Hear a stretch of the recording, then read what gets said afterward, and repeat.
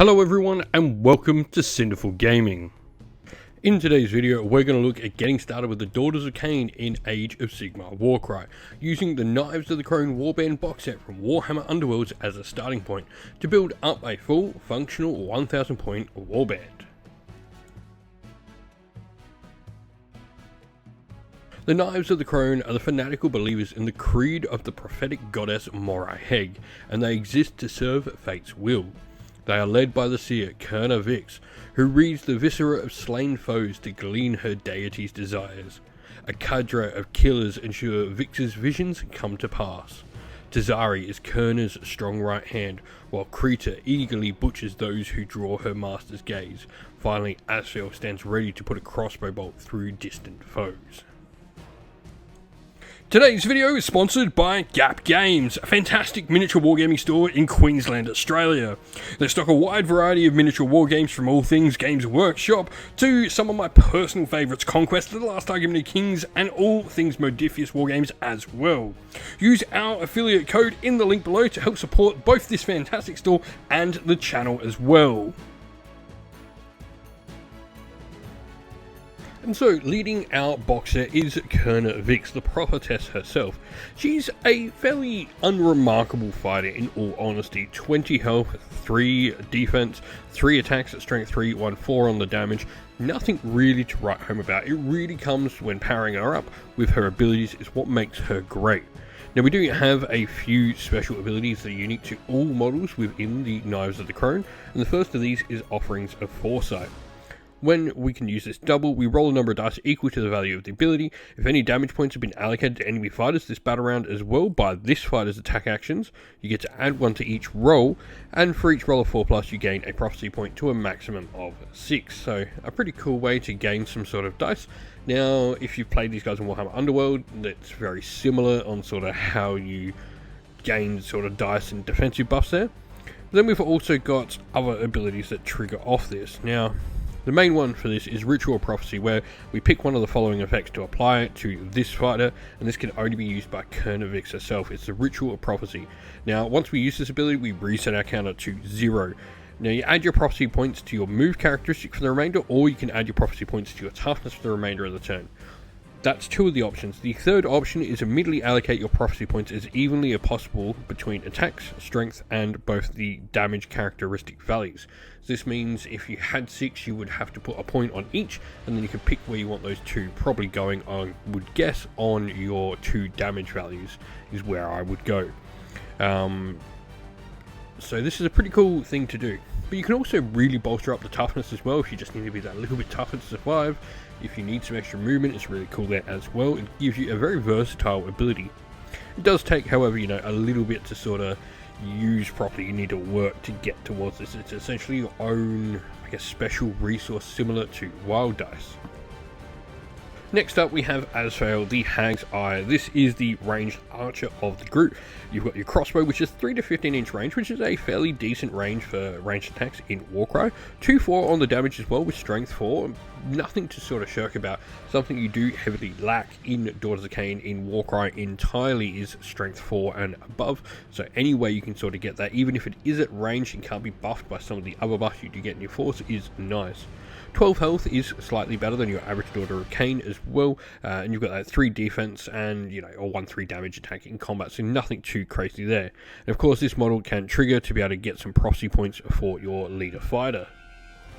We then have Krita, the Wing of the Crone. Now, Krita is really interesting. You've got 12 health, so once again, that's slightly better than Daughter of Khaine average. 1-4 on your damage with 3 attacks at strength 3. Nothing great there, but you do have the Fly rune mark as well, giving you a fairly fast-moving fighter with a 6-inch base move. Fly there is nice, but you've also got her own special ability specific to her, which is Wings of Darkness. We can remove this fighter from the battlefield and set them up on a platform or battlefield floor more than 9 inches from enemy fighters. However, if the value of the ability is 3 or more, you can then make a 3-inch move. So this could be really cool if your opponent's trying to zone out this particular fighter onto objectives, onto treasure, trying to hide someone away. You can get that move and get a 6-inch move on your second one, which is really important because if you use this, you've then got a move of 6 inch, which can get you in combat and then get an attack off as well.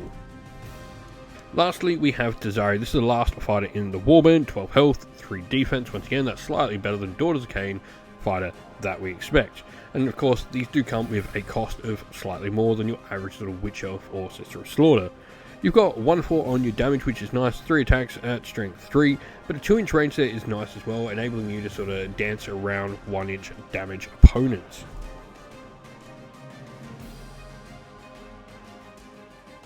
Now, looking at where to go next, and straight away my eyes are drawn to the Blood Rack Medusa. This is an incredibly powerful fighter for the Daughters of Khaine, easily one of the most defensive fighters you've got, but also one of the most offensive ones as well.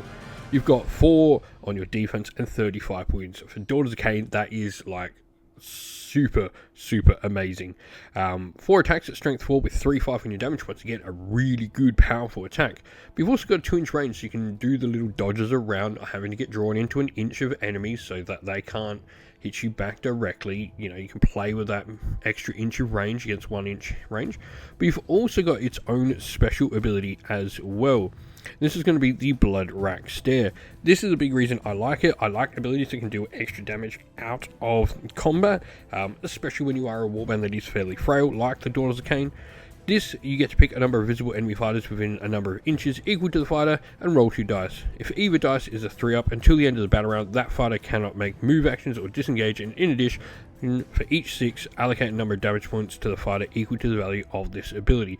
So the chances of doing damage aren't necessarily great, but you do have the ability to stop move actions and disengage actions. This is really important for Daughters of Khaine to be able to control that battlefield and dictate where your opponent is able to move, when they're able to move, and stuff like that.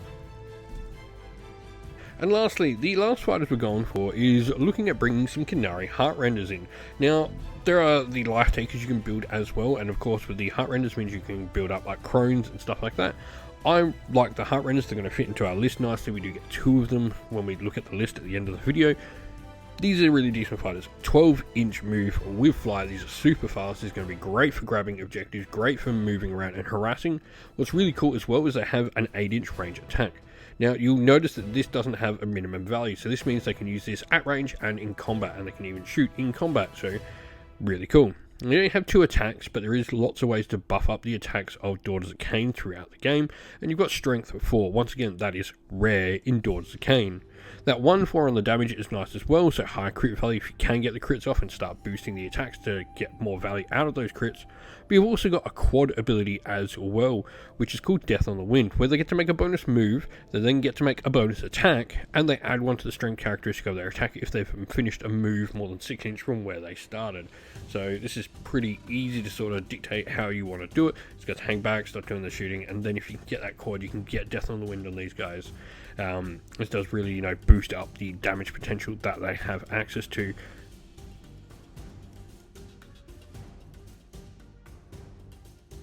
And so our army list is pretty simple. We're 1,000 points on the nose, so we've got the Blood Rack Medusa and Khaine Vix in there to start off. For the rest of our fighters, we then have the rest of the Knives of the Crone in Asfael, the Hag's Eye, Krita, Wing of the Crone, and Tazari. And then, of course, lastly, we've got 2 Khaine Heartrenders. And so our army list is pretty simple. We're 1,000 points on the nose, so we've got the Blood Rack. We hope that this video was helpful in getting you started with Warhammer Age of Sigmar Warcry, and that it was able to give you some ideas and inspiration to start your own force in the game. If you have any other questions at all, please comment them down below and we'll endeavour to get back to you. And while you're there, don't forget to drop a like, subscribe and join our Discord server as well, linked in the video's description, for all our future Warhammer Age of Sigmar Warcry content.